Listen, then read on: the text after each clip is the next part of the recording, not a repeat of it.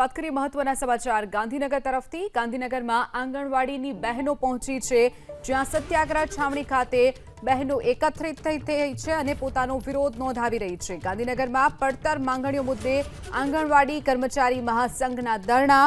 આંગણવાડીની બહેનોએ બીએલઓની કામગીરીમાંથી મુક્તિ અપાવવા માટેની માંગ કરી છે, તો સાથે જ આંગણવાડીના કાયમી કર્મચારીઓ ગણવા માટે હાઈકોર્ટના નિર્ણયના અમલીકરણની પણ માંગ જે આંગણવાડીની બહેનો અત્યારે ધરણા પર બેઠી છે, તેઓએ અલગ અલગ પોતાની જે માંગણી છે તે સ્વીકારવા માટે સરકારને કહેવા માટે આવી છે અને જે પોતાનો વિરોધ છે તે નોંધાવી રહી છે।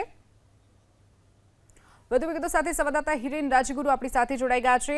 હિરેન, આંગણવાડીની જે બહેનો છે તેમની જે વિવિધ માંગો છે તેને લઈ અને અત્યારે ધરણા પર બેઠી છે, ગાંધીનગર પહોંચી છે, શું વિગતો?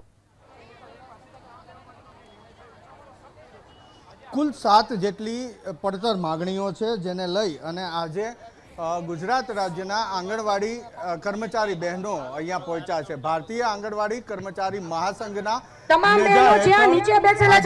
પહોંચ્યા છે। તેમની વિવિધ માગણીઓની જો વાત કરવામાં આવે તો મુખ્યત્વે તેમની માગણી એ છે કે બીએલઓની કામગીરી જે તેમને સોંપવામાં આવી છે